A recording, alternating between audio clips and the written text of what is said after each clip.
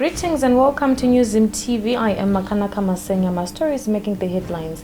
ZCTU president says workers should be part of the national dialogue process. In the courts, judge frees ZANU-PF youths accused of torching Zupco bus. In business, BT accuses government of keeping ghost workers on payroll. And in sports, football star Costa Naminesu quits Warriors. Now the news in greater detail. Zimbabwe Congress of Trade Unions President Peter Mtasa says the main labor body should not be excluded in a national dialogue process, which he said should bring together rivals President Emmerson Mnangagwa and Nelson Chamisa of MDC.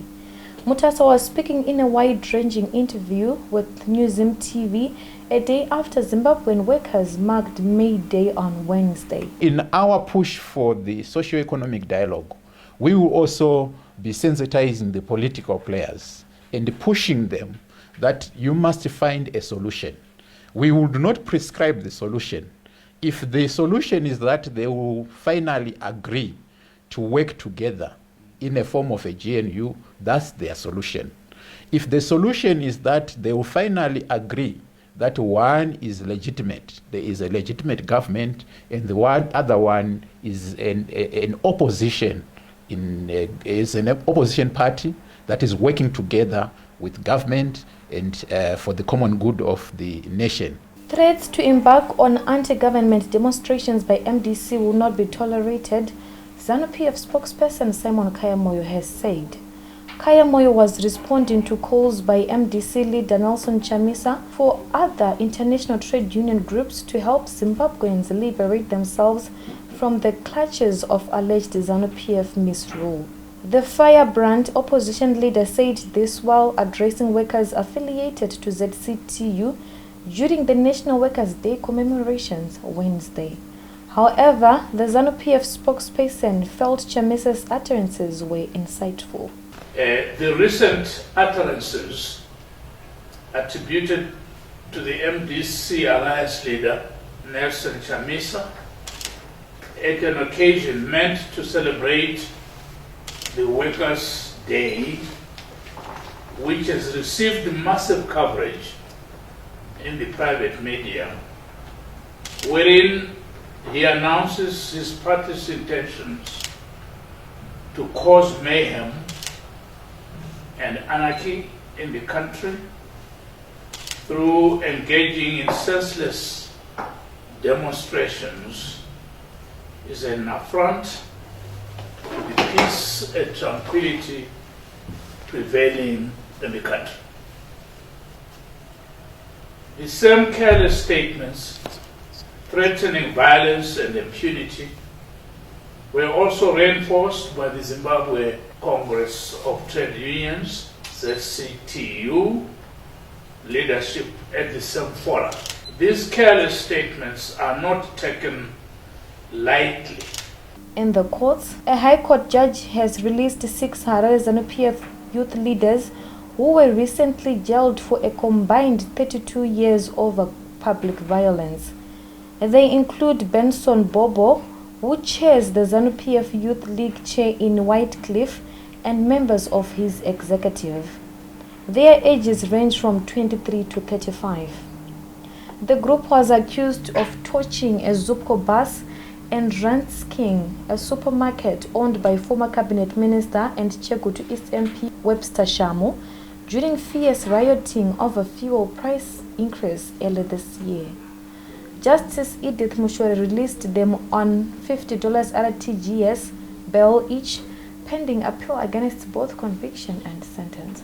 Still in the courts, a 65-year-old bus driver employed by St. Gals was on Thursday brought before a Harare court on allegations of sexually abusing a disabled 16-year-old female student at the special school. Enoch Samembere appeared before Harare Magistrate Rumbeza Mgwagwa facing 3 rape counts. He was not asked to plead and was remanded in custody to next month pending trial.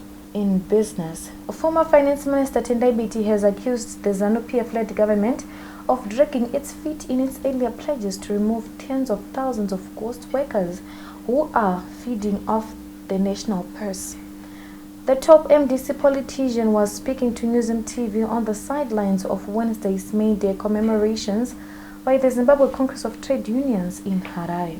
They have to fire ghost workers who work for them. I used to pay 236,000 workers. They are paying 600,000. Most of those are employees in an inflated army, an inflated police, an inflated intelligence. ZANU-PF what officers in the villages. So you have to cut and remove wage expenditure from 95% of total expenditure to at least 30% of total expenditure. Early this year, Finance Minister Mthuli Ncube announced that government was also retiring 3,000 youth officers in an attempt to trim government's giant wage bill. Fellow friends, family and my Zimbabwean diaspora, I have experienced death, and I can tell you that death is inevitable, and yet such a big taboo subject as Africans. Please don't put it off. Guarantee your family a decent send-off. Talk to Diaspora Funeral Cash Fund today. They're just a phone call away. We end with sports. Former Warriors defender Costa Namainesi has made a surprise announcement to retire from international football just as the country prepares for the Africa Cup of Nations finals in Egypt later next month. The 33-year-old star, who captains Czech Republic top-flight club Sparta Prague, confirmed that he was calling time on his Zimbabwe career in a brief statement on his official Twitter page on Wednesday. Warriors team manager Wellington Pandare told NewZimbabwe.com he was surprised by the lanky footballer's decision. Namainesi was part of the Warriors squad that took part in the last AFCON finals in Cameroon. To end this news bulletin, here's a recap of headlines once more. ZCTU president says workers should be part of the national dialogue process. In the courts, the judge frees ZANU-PF youths accused of torching Zupco bus. And business, BT accuses government of keeping ghost workers on payroll. And in sports, football star Costa Namainesi quits Warriors. Reporting for NewZimbabwe.com, I am Makanaka Masenyama. For these and more stories, do visit our website www.newzimbabwe.com and our YouTube channel, Newsem TV.